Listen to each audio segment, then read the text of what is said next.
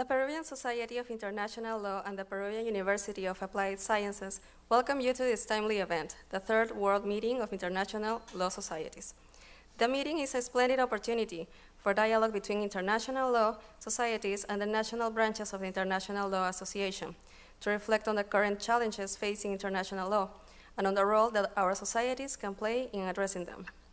Without further ado, opening remarks from the Honorary President of the Third World Meeting of International Law Societies, Dr. Alan Pellet. We invite you to the podium, please.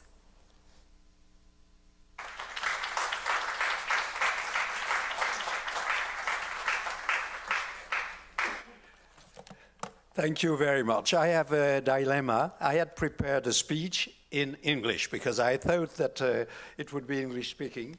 I don't know if I do it in French or English. What do you prefer? French, okay. Then I translate my own prose.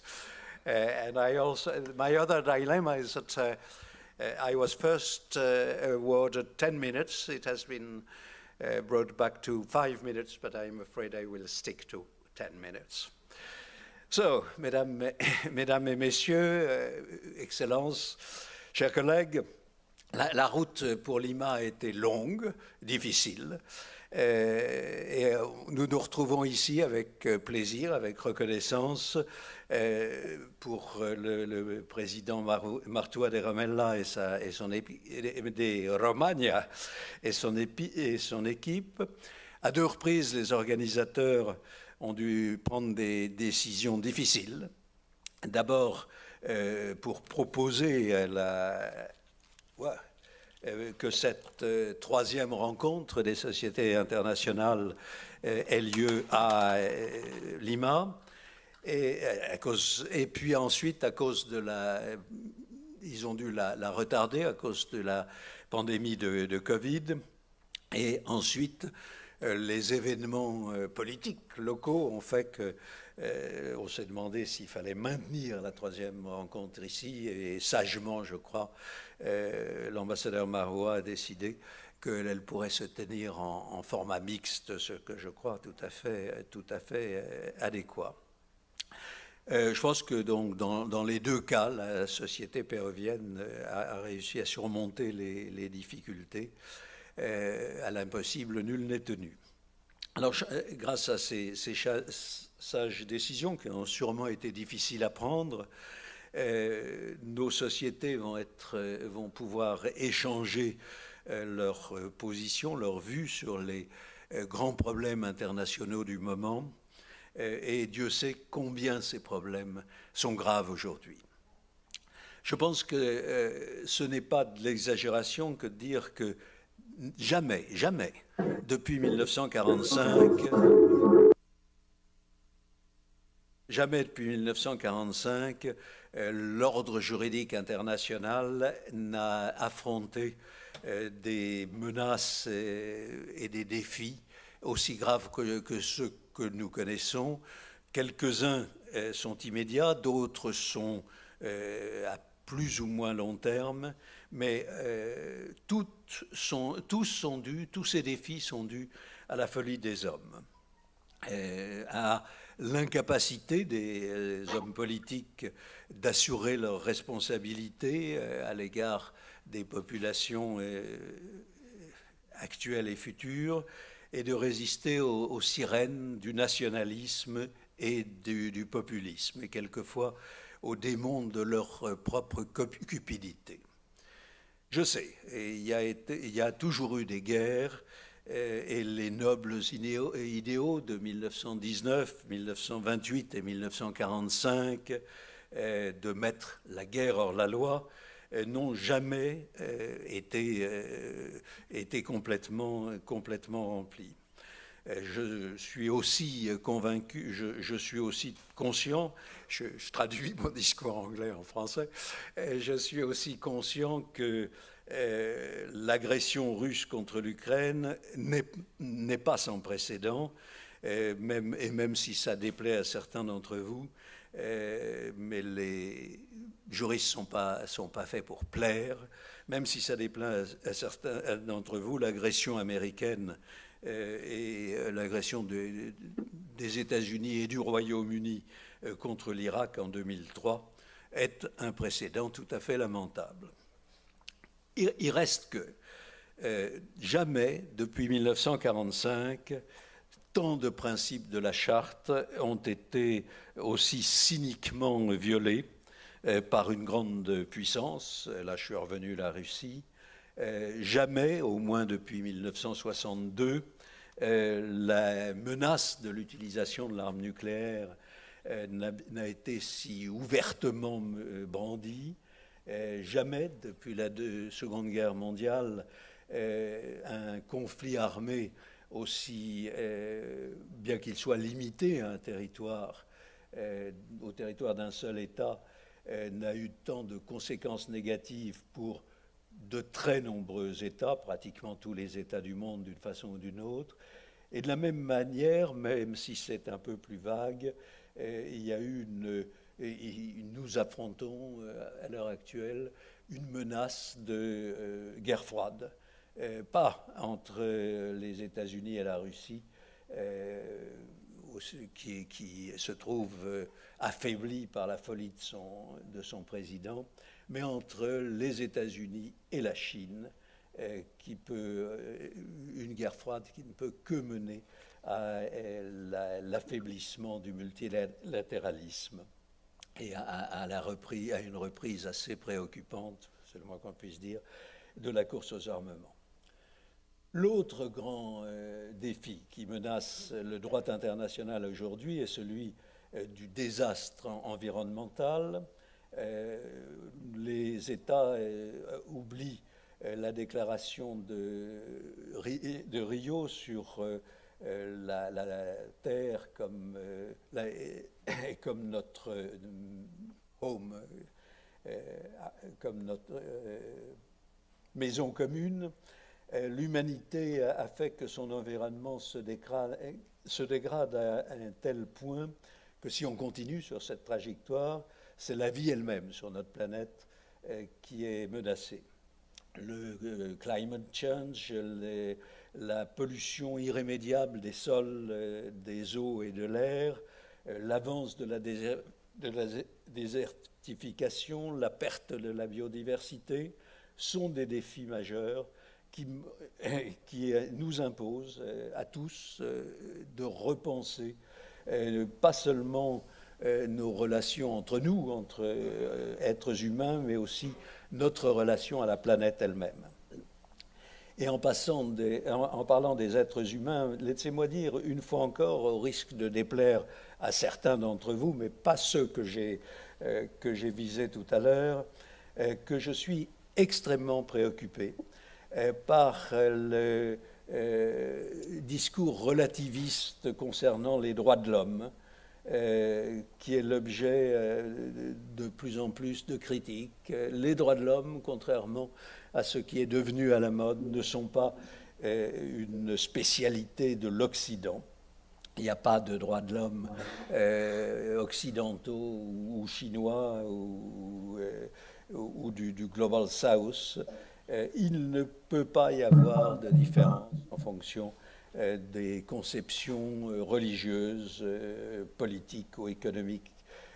Les droits civils et politiques, les droits économiques, sociaux et culturels sont globaux, sont indivisibles et doivent être les mêmes pour les femmes et pour les hommes qui vivent sur cette planète. Et en particulier, et je pense que leur unité est indispensable. Et ça me conduit à une dernière catégorie de défis qui visent notre cher droit international. La menace qui peut-être est à la base de toutes les autres menaces. La persistance et dans beaucoup de cas, l'accroissement des inégalités. Inégalités entre États, bien que tous les peuples et tous les États soient égaux au regard du droit international, mais aussi inégalité entre les êtres humains, bien que tous les êtres humains soient nés et demeurent égaux en droit et en dignité. la confiscation de la santé, de la richesse, pardon, la confiscation de la richesse par certains au détriment de la multitude,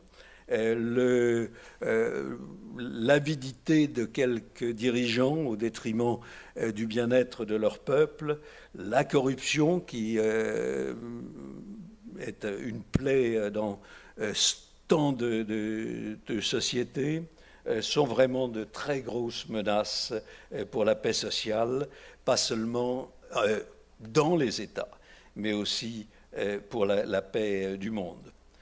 Bien sûr, le droit n'est qu'un instrument. Il est, comme j'aime le dire souvent, selon la formule d'un internationaliste français, il est une politique qui a réussi. Ça veut dire qu'il ne peut pas, il peut seulement être adopté, il peut seulement se former, il peut seulement se renforcer et être appliqué si il existe une volonté politique de l'améliorer, d'en appliquer les règles. Mais nous ne pouvons pas, nous ne devons pas nous cacher derrière la facile excuse « on n'y peut rien », non possumus. En fait, je crois que nous, juristes, on peut faire des tas de choses. D'abord parce qu'une société sans droit est totalement inconcevable, ubi societas ibi ius. Ensuite parce que pour mettre en œuvre leurs objectifs politiques, les politiciens ont besoin de nous, les juristes, et c'est particulièrement vrai dans les sociétés complexes dans lesquelles nous vivons. Et puis ensuite parce que, alors que dans la plupart des cas, nous, juristes, nous ne pouvons pas faire le droit. Et d'ailleurs, je crois qu'on ne doit pas faire le droit. Mais on ne peut pas non plus, et on ne doit pas être seulement de purs techniciens, des sortes de fabricants du droit, des machines à appliquer le droit. ChatGPT peut le faire tout à fait bien, apparemment. On n'a pas besoin de nous pour ça. Mais nous sommes les parties prenantes à la vie de la cité, et c'est à nous, je crois, de prendre position sur le droit tel qu'il est. Et it is in English. It should be. C'est à nous qu'il appartient de montrer comment on peut utiliser le droit pour de bonnes fins. On est réunis ici aujourd'hui parce que nous sommes engagés dans des sociétés pour le droit international. Je préfère cette expression à société de droit international. Pour le droit international, dont la fonction est précisément d'assurer l'intégrité et le progrès du droit international. Et bien sûr, il y a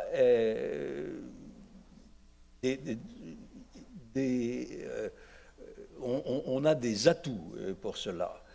C'est parce que je suis profondément convaincu, en tant que spécialiste de droit international, parce que je suis profondément attaché à la défense du droit, que nous devons unir nos efforts, pas tellement pour plus de droits, je pense qu'on a bien assez de droits, mais pour un meilleur droit, un droit plus équitable. Et c'est pour cette raison que j'avais imaginé la première rencontre de droit des sociétés pour le droit international en 2015 à Strasbourg, qu'elle soit nationale, régionale ou universelle. Et le succès de cette première rencontre de 2015 a dépassé de beaucoup nos espérances. Il n'y avait plus du tout de place dans la salle. La rencontre de La Haye a confirmé cela. Et la déclaration finale qu'on a adoptée à La Haye, en reconnaissant...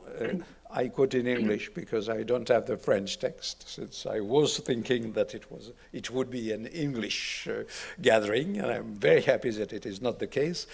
The final declaration, while recognizing that each society for international law has its own history and organization, the declaration affirms that scholarly societies which have contributed and continue to contribute to shape and consolidate the rules of international law, today have still an important role to play in accompanying, anticipating, and promoting necessary developments in international law.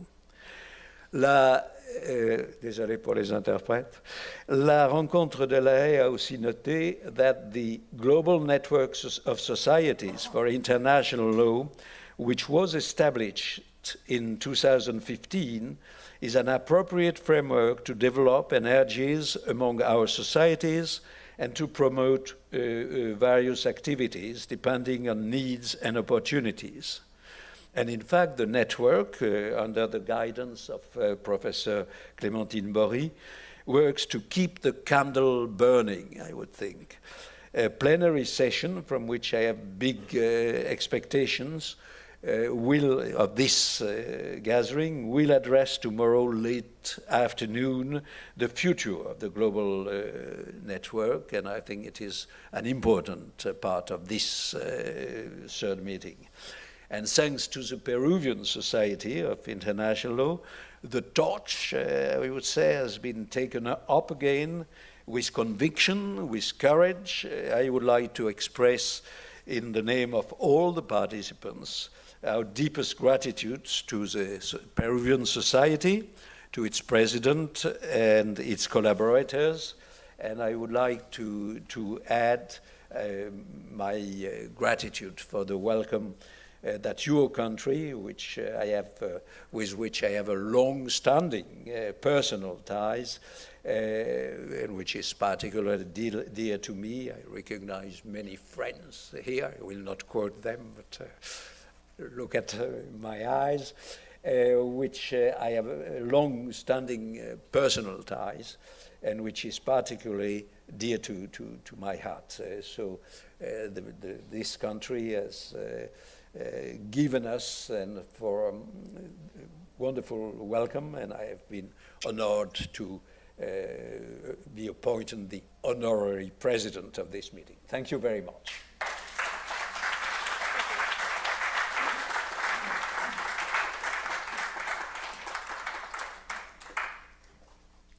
Thank you, Mr. President.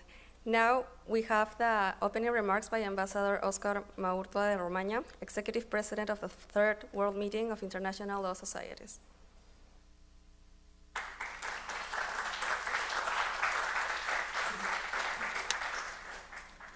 Buenos días, muchas gracias.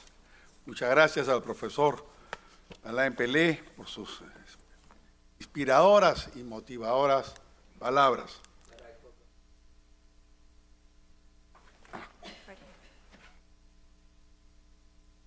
Please.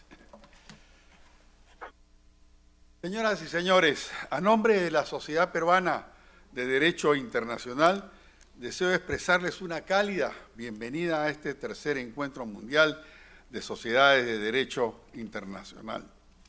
Desde su creación, la centenaria Sociedad Peruana de Derecho Internacional ha tenido como objetivos el desarrollo del conocimiento y el estímulo del estudio del derecho internacional, naturalmente en el Perú, país que ha tenido entre sus más grandes internacionalistas a José María de Pando, Alberto Ulloa Sotomayor, así como personalidades que contribuyeron directamente al desarrollo del derecho internacional, como Víctor Andrés Belaúnde, expresidente de la Asamblea General de las Naciones Unidas, don José Luis Bustamante Rivera, presidente de la Corte Internacional de Justicia, y el embajador Javier Pérez de Cuéllar, exsecretario general de las Naciones Unidas. La Sociedad Peruana de Derecho Internacional ha buscado asimismo generar espacios para discutir las cuestiones de derecho internacional, particularmente los problemas de carácter americano, y contribuir a la obra de codificación del derecho internacional. Su principal órgano de difusión es la Revista Peruana de Derecho Internacional, que próximamente cumplirá 82 años, aportando a una mayor reflexión sobre el derecho internacional y las relaciones exteriores del país.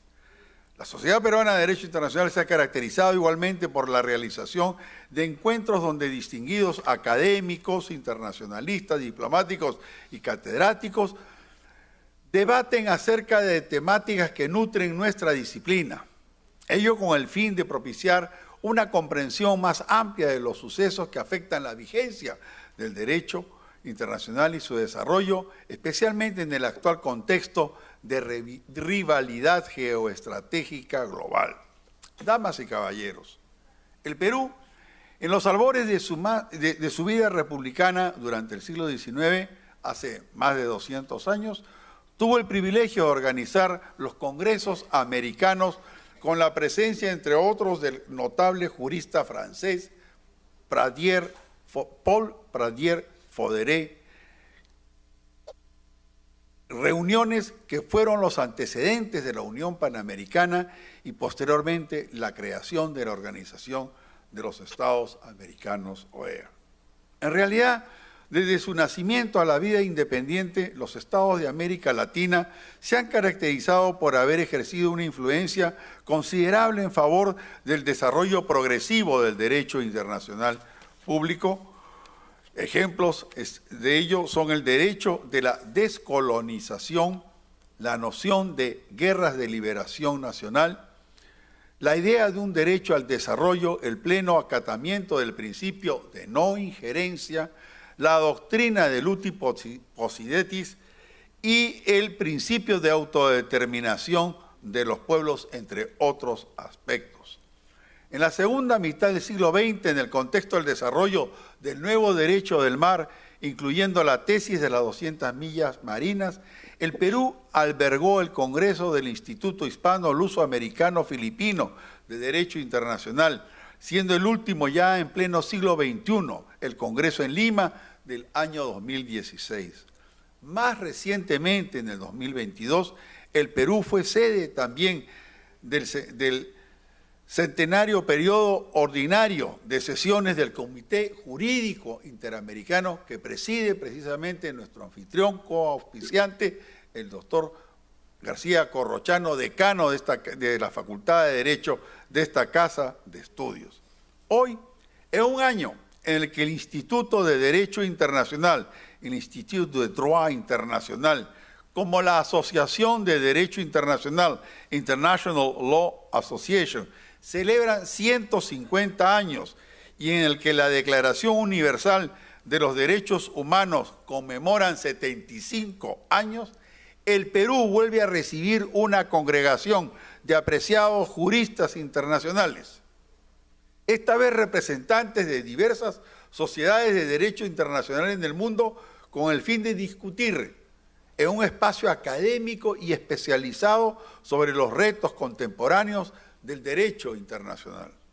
Somos conscientes que en los últimos lustros algunos acontecimientos nos han recordado lo frágil que puede ser la sociedad de naciones y el orden internacional basado en normas. Ello ha reflejado lo que algunos han llamado la crisis del multilateralismo y del derecho internacional.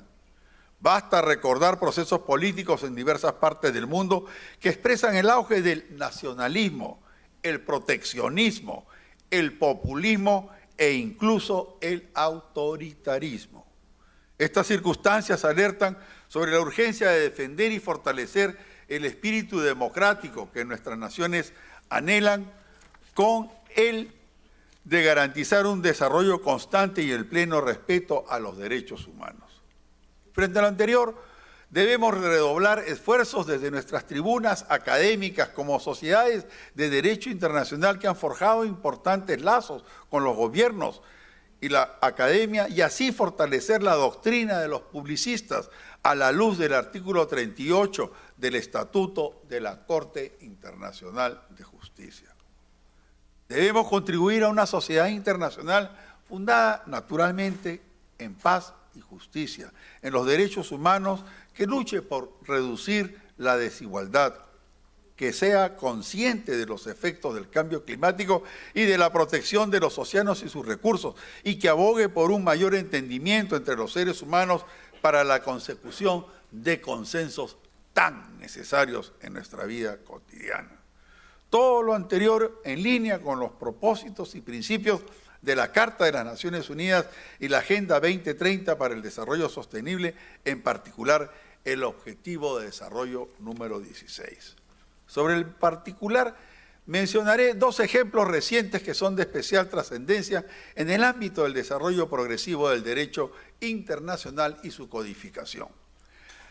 Las solicitudes de opiniones consultivas tanto ante el Tribunal Internacional del Derecho del Mar y a la Corte Interamericana de Derechos Humanos, así como la que se viene gestando en la Asamblea General de las Naciones Unidas y que sería presentada ante la Corte Internacional de Justicia próximamente. Todas ellas, desde diversas perspectivas, buscan que las cortes y tribunales internacionales precisen los alcances y el contenido de las obligaciones de los estados frente al cambio climático y sus efectos. De otro lado, hace pocos días, en Nueva York, luego de más de una década de debates, se logró acuerdo sobre un nuevo tratado en el marco de la Convención de las Naciones Unidas sobre el Derecho del Mar, acerca de la conservación y uso sostenible de la diversidad biológica marina en áreas fuera de la jurisdicción nacional. Como lo manifestara el secretario general de las Naciones Unidas, el instrumento alcanzado es un paso fundamental para contrarrestar las amenazas sobre los océanos y será fundamental para garantizar la sostenibilidad de los mares para las futuras generaciones. Señoras y señores, hasta hace poco la pandemia por el COVID-19 supuso el principal reto al que la sociedad internacional en su conjunto tuvo que enfrentarse dramáticamente. La desbordante situación puso en evidencia las falencias y vulnerabilidades de los sistemas de salud, exacerbando las desigualdades. Por ello, debemos seguir con atención las discusiones en curso en el marco de la Organización Mundial de la Salud, OMS, tanto para revisar el Reglamento Sanitario Internacional como para negociar un tratado ad hoc que permita prevenir próximas pandemias. Si bien la pandemia inicialmente ocasionó el cierre de las fronteras y la interrupción del tráfico comercial, así como el establecimiento de cuarentenas, entre otros, con el fin de evitar la propagación del virus, poco después la mayor parte de la comunidad internacional decidió apostar, como corresponde, por la cooperación y la solidaridad, incluso para lograr la vacuna y considerarla un bien público global. Otro hecho de grandes consecuencias en el escenario geopolítico mundial ha sido la invasión rusa de Ucrania. La historia nos recuerda los nefastos momentos que la sociedad internacional vivió en el siglo pasado ante el estallido de 2 guerras mundiales. Por ello es trascendental que nuestras sociedades académicas desde su respectivo ámbito expresen su inequívoca condena de la agresión, del uso de la fuerza contrario a la Carta de las Naciones Unidas y en férrea defensa del derecho internacional y la integridad territorial de los estados. Pese a que las guerras han existido, bien sabemos, desde los inicios de la civilización, las formas de hacer la guerra se han desarrollado aceleradamente, incluso con las nuevas tecnologías y sistemas de armas que pueden tener graves consecuencias en el ámbito humanitario, así como respecto de los nuevos escenarios como el ciberespacio. Por ello debemos también velar por el respeto irrestricto al régimen de desarme y no proliferación, así como a que se prohíban y regulen los nuevos tipos de armas, especialmente aquellos que no pueden tener control humano. Si bien el sistema internacional cuenta con una arquitectura institucional y jurídica que permite a los estados solucionar de forma pacífica sus controversias, es necesario que se tome conciencia de la trascendencia del respeto al derecho internacional y de los principios que buscan asegurar la paz y seguridad internacionales. Nuestro deber académico nos conduce a ser críticos, incluso quizás a través de una mirada del propio derecho internacional desde el hemisferio sur, lo que puede ser especialmente relevante para una disciplina considerada como algunos como poca efectiva. Por ello, consideramos que se debe seguir avanzando hacia la reforma del Consejo de Seguridad de las Naciones Unidas y afianzar la igualdad soberana de los estados, entre otros. En tal sentido, Consideramos pertinente el desarrollo de espacios como este, donde especialistas, estudiosos, investigadores pueden abordar estos temas desde el pensamiento jurídico internacional con plena libertad, lo que nos permitirá entender las diversas perspectivas, enfoques y reflexiones que pueden surgir. Las sociedades de derecho internacional somos actores fundamentales en el entendimiento y articulación de esta ciencia jurídica, así como también en su difusión y promoción. Y por ello considero también que podríamos adoptar formas de contribuir al programa de asistencia de las Naciones Unidas para la enseñanza, el estudio y la difusión y una comprensión más amplia del derecho internacional de la Oficina de Asuntos Jurídicos de las Naciones Unidas. Dicho programa incluye, como saben, los cursos regionales de Derecho Internacional de las Naciones Unidas, la Biblioteca Audiovisual de Derecho Internacional de las Naciones Unidas y la beca conmemorativa Hamilton Shirley Ameresingue. Finalmente, durante estas sesiones tenemos una fundamental labor: direccionar nuestros mayores esfuerzos por el ideal de una comunidad internacional más justa y pacífica. Y estamos seguros que esta reunión será provechosa y que los participantes aportaremos desde el área donde nos encontremos y tomando nuestras diversas perspectivas, logrando una declaración final, como ya ha aludido el profesor Pellet, que sea robusta y que señale un derrotero para la labor de las sociedades de derecho internacional en los años venideros. De esta manera, damas y caballeros, podremos aportar a la construcción de un sistema internacional basado en la cooperación, la justicia y la paz. Por vuestra atención, muchas gracias.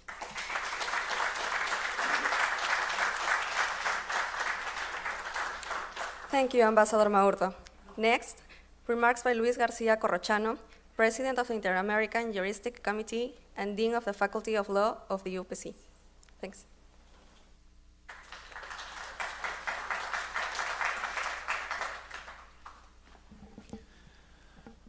Buenos días, damas y caballeros. Son solamente unas palabras para darles, a nombre de la Universidad Peruana de Ciencias Aplicadas, la bienvenida a este tercer encuentro de sociedades de derecho internacional, en el ámbito en el que nosotros solemos celebrar todas nuestras actividades internacionales y nuestro seminario anual de derecho internacional.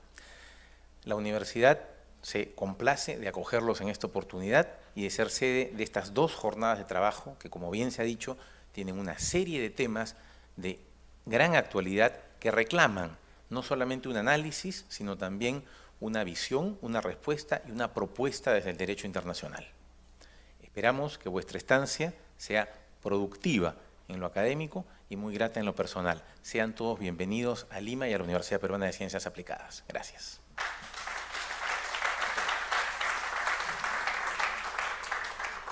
Thank you, Dr. Garcia Corrochano. Lastly, we'll have the remarks by the Undersecretary General for Legal Affairs and United Nations Legal Counsel, Miguel de Serpa Suárez. Thank you.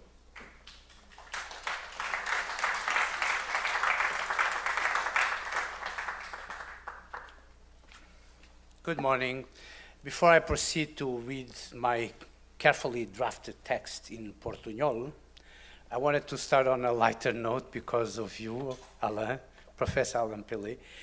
On Tuesday, we had a demonstration in the Administrative Council of the United Nations, of which I belong, with the CEOs of artificial intelligence companies and some professors of this very sophisticated, complicated things they do in scientific computation and so on.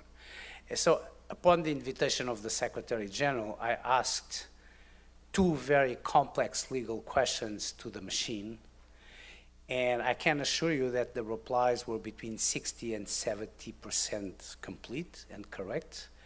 And my conclusion to the Secretary General was, you see, you still need lawyers, but be careful, because the next question is, do we still need engineers? He is an engineer. So we should be safe with artificial intelligence for the moment. Pero, estimados catedráticos, profesores y demás expertos en derecho internacional, y sobre todo, queridos compañeros, Ante todo, quisiera agradecer a los organizadores del tercer encuentro de las Sociedades de Derecho Internacional y en especial al embajador Óscar Maurtua de Romaña por la amable invitación para dirigirme a ustedes en el marco de este encuentro, que este año cumple su tercera edición como un espacio privilegiado de reflexión, análisis en materia de derecho internacional. Tuve el placer y el honor de participar en el anterior encuentro en septiembre de 2019 en La Haya. Y me complace especialmente la voluntad de los organizadores de involucrar a la Oficina de Asuntos Jurídicos de las Naciones Unidas en las discusiones y reflexiones de las sociedades académicas de derecho internacional.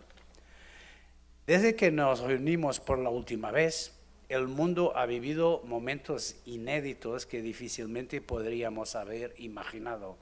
Como muchos de ustedes recordarán, en el 2019 debatíamos en La Haya sobre la nueva crisis del derecho internacional o la amenaza de desmoronamiento del orden jurídico internacional. Pues bien, desde entonces nos ha tocado enfrentarnos como internacionalistas, pero ante todo como seres humanos, a la pandemia del COVID-19 y a las crisis que ha generado, al regreso de los talibanes en Afganistán, así como al conflicto armado ocasionado por la agresión de Rusia contra Ucrania, sin olvidar el resto de conflictos que siguen afectando a determinadas zonas del mundo. Por citar uno solo, acabamos de cumplir el triste aniversario de 12 años de conflicto armado en Siria. Todas estas situaciones han suscitado innumerables preguntas y consultas jurídicas.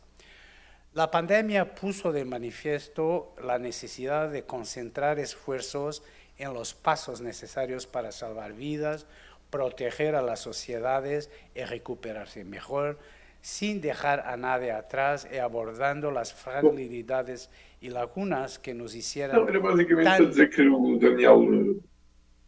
Ese análisis, please unmute if you online. Bueno, ese análisis puse en relieve la importancia de la solidaridad, la cooperación internacional y el multilateralismo para lidiar con crisis y amenazas inéditas. Permítanme señalar que la Organización de Naciones Unidas ha sido instrumental al respecto con sus logros y sus fracasos, con encuentros y desencuentros, pero en cualquier caso demostrando ser un foro único en el que discutir de manera universal cuestiones de derecho internacional. La mayoría de los temas incluidos en la agenda de este tercer encuentro han sido discutidos o están siendo discutidos en el marco de Naciones Unidas. Y permítanme contribuir a las conversaciones que se inician hoy con unas breves reflexiones. 1. La prominencia del desarrollo del derecho internacional es un elemento esencial del marco que nos ha permitido asegurar y trabajar por la paz y la prosperidad durante casi 8 décadas. Como señaló el secretario general durante la ceremonia que conmemoró el 75º aniversario de las Naciones Unidas, el desarrollo progresivo del derecho internacional es uno de los logros históricos de la organización. 2. Instrumentos esenciales que forman la arquitectura del orden jurídico internacional han sido redactados y adaptados en el marco de las Naciones Unidas. Y muchos de ellos han sido preparados por la Comisión de Derecho Internacional y finalizados por la Sexta Comisión de la Asamblea General, así como el contexto de conferencias multilaterales convocadas bajo los auspicios de Naciones Unidas. 3. Estos logros en progreso del derecho internacional no deben ser solo vistos como una referencia histórica, objeto de estudio, o como memoria de una lejana época nostálgica en que la creación de un orden internacional estable y mejores niveles de vida jugaba un papel con el derecho internacional. Por el contrario, la importancia del multilateralismo y el derecho internacional es una realidad cotidiana y dinámica que a veces no recibe toda la visibilidad que merece, tal vez debido a la especialización de los avances realizados recientemente. Por ejemplo, en los últimos años se han negociado importantes tratados, como el Tratado sobre el Comercio de Armas, el Tratado sobre la Prohibición de las Armas Nucleares y la Convención de Singapur sobre Mediación, entre otros. 4. El último logro se consiguió este mismo mes y afortunadamente se ha contado con repercusión mediática. Se trata de la finalización de las negociaciones en el marco de la Convención de las Naciones Unidas sobre el Derecho del Mar, de un instrumento internacional jurídicamente vinculante relativo a la conservación y el uso sostenible de la diversidad biológica marina de las zonas situadas fuera de la jurisdicción nacional, conocido más por su acrónimo en inglés BBNJ.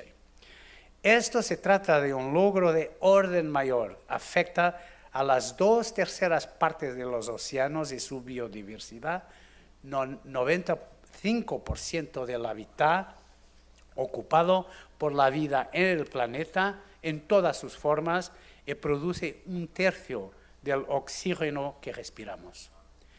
5.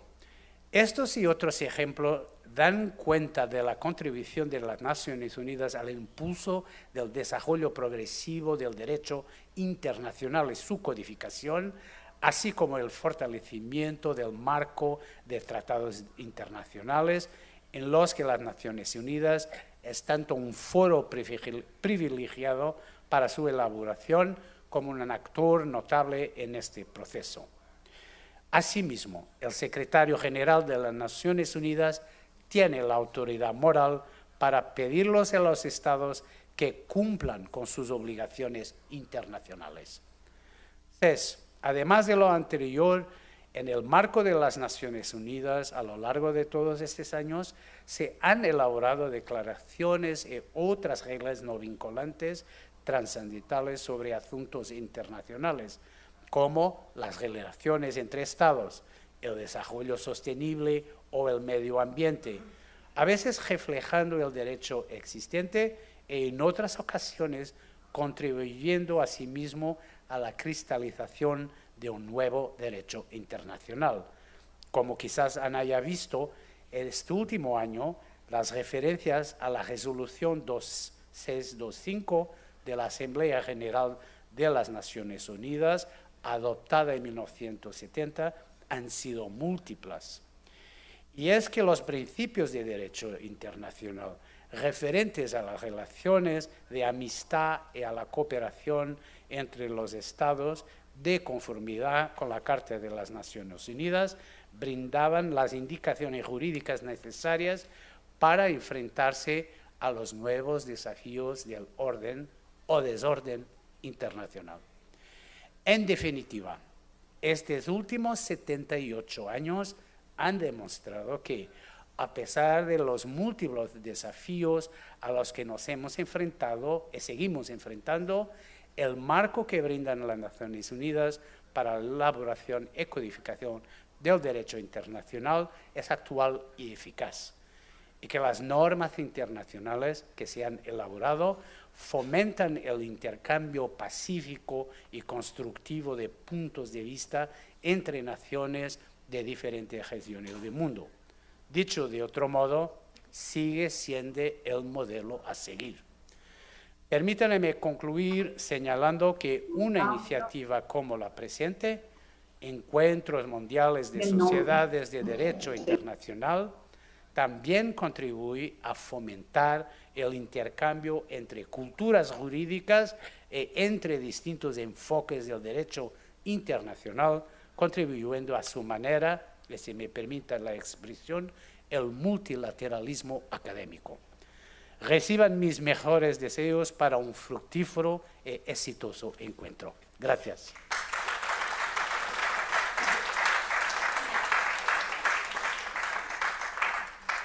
Thank you, Dr. Miguel de Serpa. We appreciate the participation of the speakers of our honors table. And now we kindly invite you all to approach the scenario to take a main photo of this event. Please approach the scenario. Thank you.